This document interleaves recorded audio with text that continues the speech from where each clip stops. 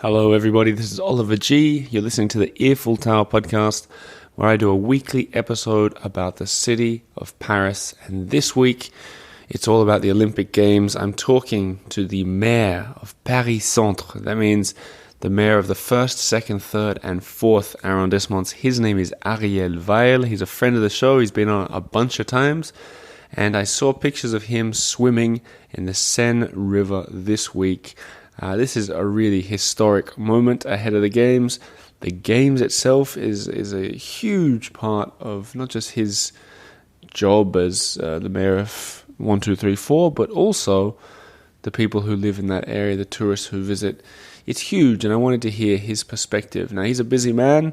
He's all over the place. I'm all over the place, but we caught each other for half an hour via Zoom. So you're about to hear an online chat with Ariel Weil, the mayor of Paris Centre. And if you're a visual person, get a look at the pictures of these mayors swimming in the Seine River. It is sure to put a smile on your face. All right, here we go. The Earful Tower with Ariel Weil ahead of the Olympic Games. Let's do it.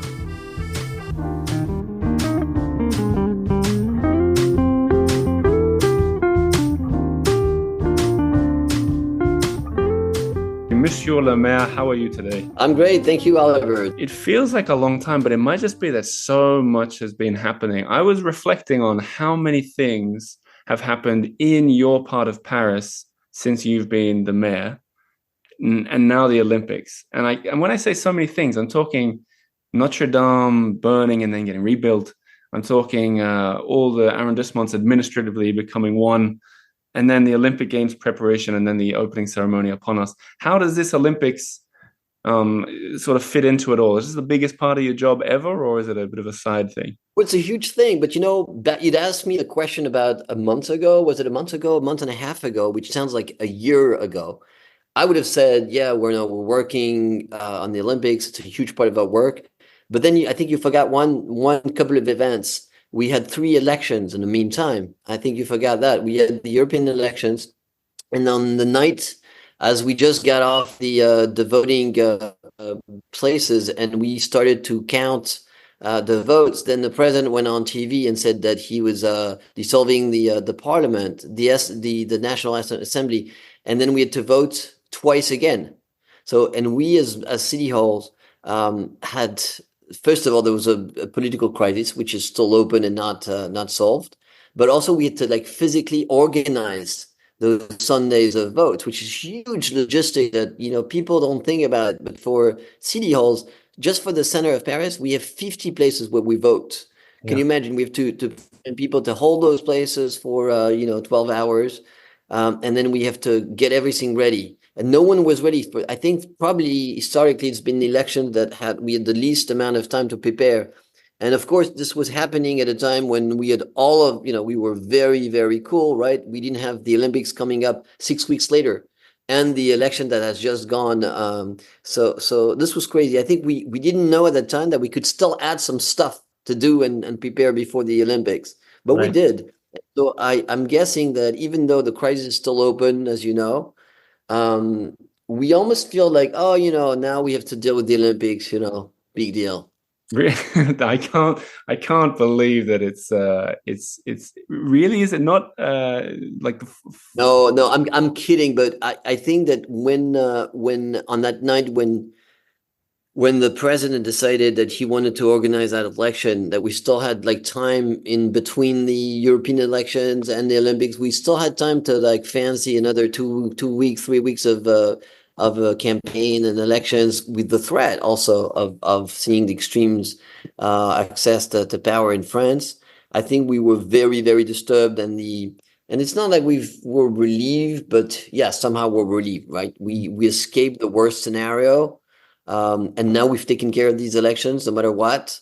So I think we're coming up to the Olympics now with a little relief after these weeks. But no, it's a huge thing to organize. And right now, the center of Paris, particularly because we have the biggest part of that unusual opening ceremony taking place next Friday. It's 5 days from now. It's crazy. So in 5 days, we have an opening ceremony that has no precedent in history. because it's an open area. That's new, and that's creating major hassle in terms of security. We just transformed into a sort of a war zone around the Seine River and the islands. And for sure, we weren't expecting. We knew, and I had so many public meetings that I sat on with next to me the préfet de police, hours of discussions with everyone, with salespeople, with inhabitants, and we explained all of this. But I guess they didn't realize. I myself didn't even realize, because we didn't know the details, even though we asked how much of a constraint it would be. And now you've seen the images of those barriers, those fences all over the place. And even though we'd asked for the precise placement of those boundaries, we didn't have them. Also, we've seen all of these police staff, people coming from all over France. They probably don't even know very well where they are in Paris. So I've spoken to a lot of them. They're very nice, and I feel grateful to them for assuring the security of these games. But at the same time, I realized that they haven't really completely been trained. And so I discussed with them, and I said, what do you need to get in that street? And they told me some vague answers. So it's a little bit of a tough time this week. The good news is, and what I've been telling everyone, is at least as much as the center of Paris is concerned, all of this is going to be lifted the day after the opening ceremony. So for the most part, during the Olympics, the center of Paris will be a free zone where you can walk and be fine. But it's a tough week. It's a very tough week now because everything is closed off. Yeah, I think to paint a picture for people at home who aren't perfectly familiar with Paris, you're the mayor of the first, second, third, fourth arrondissements, which are right in the center of the city, on the right bank, and including the two islands in the middle, which currently are, like you say, just barriered up. And there's been a lot of confusion about what would be open, whether people would really get a chance to have customers in their restaurants and so on. I'm kind of surprised. I mean, you're a Parisian, so I'm kind of surprised that you're not like gung ho. This is great. The Olympics are coming. But at the same time, because you're a Parisian, I can understand that it's because you're the mayor of an area that's closed down, I can understand you might be a bit grumpy as well. What do you think this says about the whole Olympics for these Parisians, for the no, I'm not grumpy. I mean, I'm suffering a little bit with the people. It's a tough time. It's a tough week, but I'm pretty sure that once you get that amazing opening ceremony, which is going to be broadcasted, I think 4 billion people are going to. I don't know how many billions of people are going to be watching all over the world, and hopefully a bunch of them will be on site, able to see a little bit of the game. I think that it's going to be blowing off all of the bad vibes, and but it's tough. It's a tough week. That sometimes you have to suffer a little bit, and we knew from the beginning.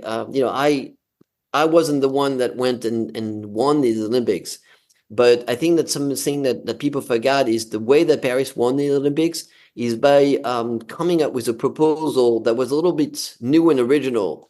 The original part was that they offered games in the center of the city, of a city like Paris. And that's unusual. It of course concerns the opening ceremony, which is the biggest part. Maybe I think it's 6 kilometers of the Seine River being used to have this boats and some secrets I can't reveal now, right? Because it's pretty much of a secret exactly what's going to happen. You can reveal anything you want, Ariel. Yeah, that is new and it's never been done. I think there are bits and pieces that are coming now that are being released. So we know a little bit of who worked on that opening ceremony. It's going to be music. There's going to be dances, and it's going to be all on boats that are floating down the Seine River. So it's going to be amazing for sure. And I think that's what history will remember. But because of the international situation and simply the fact that it's all opened, it is creating a huge security hassle. And so I feel sympathetic to inhabitants and people that can't freely go through, but I also feel very sympathetic to our security forces and all of the amazing amount of people that are working on making these games secure. And I think that, unfortunately, that's the world we live in. we must not surrender. We have to go on and continue to make amazing things at the opening ceremony that we're preparing. And at the same time, we need to make sure that these are secured games. So this double strength is one that we're going to live with for the next, foreseeable future. And I think that is the right choice in the end. We may discuss details, and I may be unhappy with a few of the details, and maybe they haven't trained enough everyone. But the truth is that everyone's been working so hard on making sure that the ceremony could both be unbelievable, unforgettable, amazing, and secure. And this was a tough task. It feels like certainly that the opening ceremony is the most ambitious part of the whole Olympic Games. But speaking of the Seine River, another very ambitious and very criticized part of the Games is having people swim in the Seine for events like part of the triathlon and that kind of stuff. Now, I'm an optimist personally, and I've been watching the news headlines from around the world. These journalists are so excited to say that it wouldn't work. I felt like people were really happy to say that it was disgusting. And then to see you and various other mayors, including Anne Hidalgo from Paris, jumping in the Seine last week, really put a smile on my face. And I'm pretty sure, judging by the way you were sharing it, that it was a very big moment for you as well. Can you talk me through how that felt to jump in the Seine water? We've been waiting for this for so long. I mean, for me personally, I'm a swimmer. And I've been swimming for the past few years. I've been swimming inside Paris, in natural water in Paris. We have these games, these competitions that we do every year with the what is it called, the star. Can't remember the name, but we swim in the Canal de l'Ourcq, right by the La Villette. Mm-hmm. And I've done that many years. I've swum 1 kilometer, 2 kilometers in teams, single. And it's amazing. It already felt amazing to be swimming in a natural river in Paris. It was only until I think it started being forbidden right before the war, around the Second World War. But people still kept on swimming in the Seine River until much later than that, until probably 40, 50 years ago. Probably until the point when we decided that it would be a highway for cars. And it's no surprise that the decision by Mayor Anne Hidalgo to stop having cars run on the lower banks and give it back to inhabitants and pedestrians a couple of years ago, which, by the way, at the time was heavily criticized, only to see that a couple of years later, no one was criticizing anymore and proposing to reverse it. It was a first step, and I think people didn't realize it was the first step of a bigger game, which was to really give back the river to the inhabitants. So first you gave back the shore, and now we've given back the water. You remember that it's not just the Olympics. It is next year. It is everyone's going to be able to swim in the river. We're going to create 3 sort of pools, of natural pools in the river for people to go and be able to bathe the way that they do already by the Canal de l'Ourcq. So it is renewing. It is with a tradition that is centuries old of people getting in the water where they live. So of course it was exciting. It was exciting as a group of people, but it was also particularly exciting for me, who loves to swim. And the mayor and myself and a few others, we've been talking about it for months, and we delayed it a couple of times. At some point the water was not ready, and then there were the elections that forced us to delay a little bit the time. But we were super happy on Wednesday. You should have been there. You'd have seen the amount of joy and excitement that there was amongst us. And one of the things, Oliver, that people have been asking, I had a few journalists, of course, that were asking, was it worth 1 billion, 0.4 euros of investments in getting the Seine River clean?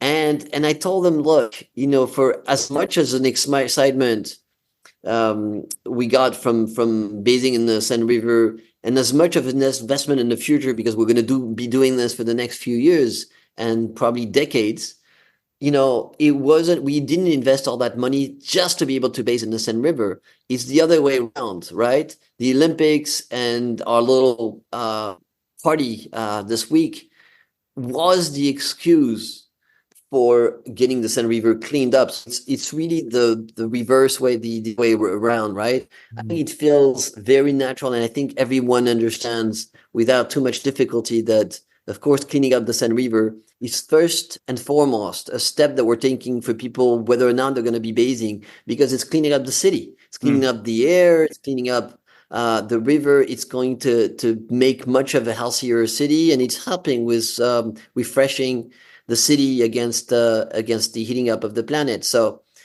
I think that I wanted to press on that point that we didn't do this just so we could have a nice party by the beach, right? Was there also the feeling of, haha, we did it, to the people who didn't believe you could? No, I don't think so. I mean, I don't think there was any sort of bitterness or revenge. I think we've been saying we would do it. We knew we would.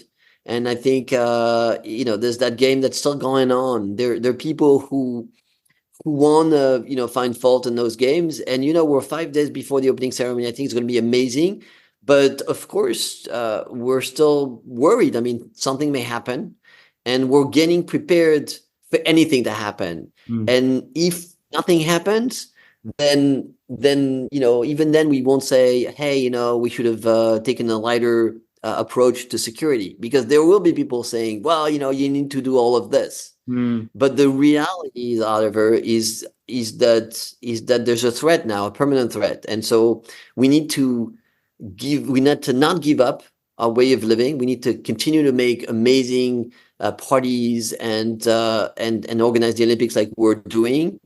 But we also need to always be prepared for attacks and people who want to defeat us. So there will be critics. And, this week, before we got into the river, people were saying we wouldn't. This week, people are saying, well, the security is just ridiculous. If the opening ceremony is a success, then people will say that France is not getting enough medals. If we get enough medals, people will say that, we could have done it a different way. Yeah. That's life. Yeah, good answer. Fair enough. What about looking forward to the games themselves?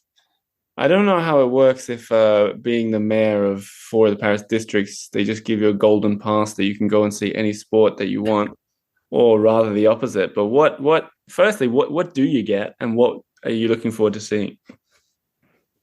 Well, I'm excited. I've been following the games, and I say in my life, I've never been able to assist physically to any game. So I figured I'd be here these games.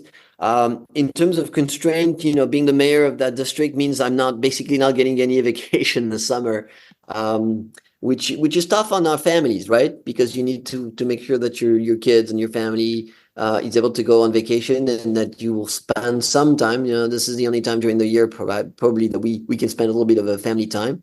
But I'm not going to complain. This is once in a lifetime. We like to say that it's once in a century, because the last Olympic Games that took place in Paris were in 1924, so just 100 years ago. Well, they had the games less than 20 years before that, so I'm hoping that we get them again. Well, Yeah. not next time, huh? This is, first of all, they're taking place in LA, and I think we'll need a little bit of probably 20 years to recover from those. But maybe we don't need to wait a century. We'll see. But no, it's exciting. I told you I'm a swimmer. I love. So I'm going to get I think I've managed to get a few seats for some of the games, including the swimming. So I'll be going to a few of those games. Many of them I'll see on TV like everyone else, but not exactly like I've done in the past, from my vacation side, because this time I will be in the city that's organizing the game. So even if I watch on TV like most people, I'm hoping to spend time in those spaces that we've created for Parisians and tourists to bond together and watch the games together. One of those places, for instance, is right by the city of Paris, the city hall of Paris. On the esplanade of the games, we opened up that space yesterday night, officially, and it's going to be open throughout the summer and the Olympics and the Paralympics as well, because that we have the Paralympics coming out after the Olympics. So we're going to be we're going to be going through that summer that lasts until the 8th of September. And for all of that place, we're going to have a number of places in Paris. In each arrondissement, basically, they're going to have places where people can meet and watch the games essentially 24/7.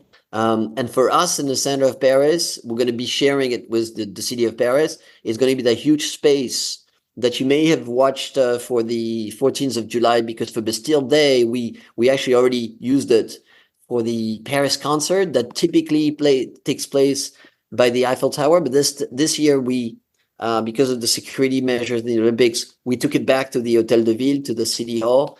And it's a beautiful area where there'll be tons of things to do. There'll be events coming up, and mostly you will have the games all of day and night. You will be able to watch the games and see all of the sports. So I'm presuming I'm going to be assisting a few games, but also I'm going to watch a number of things just there outside in my district on the street with people. Maybe we'll cross paths. I've got one last question. Looking further forward, what do you hope these Olympic Games will do for the city of Paris over the next 10 years, 20 years? Yeah, no, I tell you, I wasn't much of a fan initially. I wasn't a supporter of winning the games and organizing the games in Paris.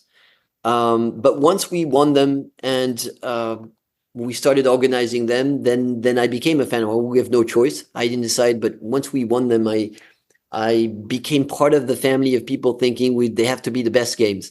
And being the best games ever is not so much a question of getting tons of medals of gold for France or for any other country. It's not so much even, having the best ever opening ceremony, as I think we will, in history. But the key thing is, what do we keep of those games once they're over? And a big topic has been heritage, right? It's been the subtitle for these games is a heritage. We've seen so many cities and countries that spent huge fortunes on the games, only to waste them immediately, almost immediately. I have memories of swimming pools that were brought in as soon as the games were off in Rio de Janeiro. I have memories of even London spending far too much money and not being able to recoup that. And I think we prepared these games with the ambition of almost getting everything to be an investment in our future post games. And we're not building that many stadiums at all. I think anything we're building is going to be turned into housing, which we desperately need. I'm thinking of some of the games in Saint-Denis, of some of the places in Saint-Denis. And everyone has been done under that main objective. I'll give you one example. I happen to preside over the Carreau du Temple, which is that beautiful sort of glass monument in the center of Paris. And it's already been, we opened it up on Friday. It's the place where all of the journalists that are not covering games themselves, the sports, but covering the city of Paris during the games, are going to be hosted. It's the Paris Media Center. And that place, we had a lot of discussions on that place and what we're going to do. Obviously, having a lot of journalists in the middle of the summer, when usually for part of the summer we closed off that big glass building, and having all of those journalists working with servers meant that it was going to be freakingly hot, or it might be. So we had to work on a cooling system. And from the beginning, when we started discussions with the city of Paris, with the organizing institutions for the Olympics, I said, well, it has to be heritage, right? There's nowhere we're going to be investing huge amounts of money in a cooling system that we're just used for the summer. And that's what we did. For the past 2 summers, we had a lot of work done on the structure of that building, which is not only useful for the building, we're going to be keeping it for the next 20 years, and it's going to be helping us cooling off that space. But also, it's helping us think about how do we do with structures like that are historical. It's a beautiful building. It looks like what we raised off originally in the 70s in Les Halles, right? The Pavillon Baltard. It's a reminder of what those structures were. It's only glass and steel. So that's the worst thing in terms of heat, right? And so what we're doing there is also a huge help to think about how we can cool off places such as those. So it's an investment in that building for the next 20, 30 years. And it's an investment in thinking about how to refresh these buildings. That's just one example I wanted to point. So what I'm saying is once the games are over and with those beautiful images of Paris during the games and people have stars in their eyes, we will still keep most of the value of these games, which is all the investments we've made. And another part of these investments is all of the things that we accelerated because of the games that we were planning to do anyway. And I'm thinking all of the bike lanes, I'm thinking all of the pedestrian space, I'm thinking also making Paris a city that can be walked through for everyone, including people that are in wheelchairs. And so making Paris accessible has been a huge part of our investment in the past few years. And we would have had to do that no matter what, but because or thanks to the Olympics, we were able to accelerate that. And all of a sudden, you had everyone working together, which does not happen all of the time, I must say. You had the state, the country, the government, the city of Paris, the region, and they're all politically, different families. But because of the Olympics, everyone worked quickly in the same direction. And thanks to that, we have a city that is now fully accessible. You take the issue of buses, right? Bus stations are sometimes tough to get on buses. So we've been investing. No one has really covered that, but we've been investing every week, every month. We've covered a number of bus stops. And now all of our bus stops are ready.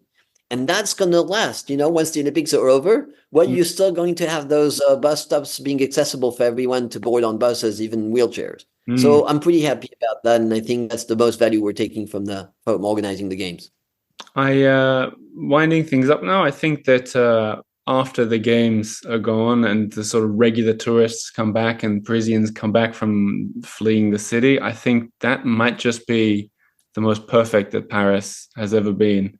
And I'm looking forward to it. Right, Oliver. I think that's a very good point. I think people now, I mean, not all Parisians have fled Paris, but a few have, and say some of them have done what they do every year, right? They've gone on vacation for a long time.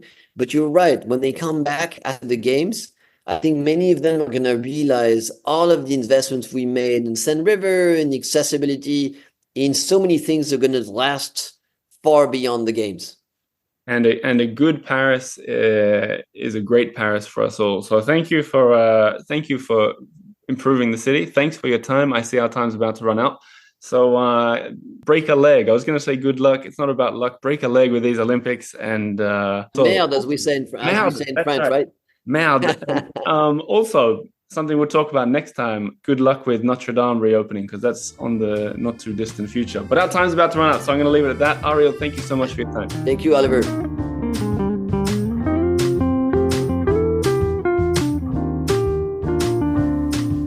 So there you have it. Paris, a city to look forward to visiting in the future. That was Ariel Weil, the mayor of the 1st, 2nd, 3rd and 4th arrondissements. You've been listening to the Earful Tower podcast. This show is brought to you by the lovely and generous Patreon supporters. Without them, the show wouldn't exist. Patreon.com/the Earful Tower. Unlock a bunch of perks and support your favorite podcast in the process. I'll be back again next week with another episode. Thank you for listening, and au revoir.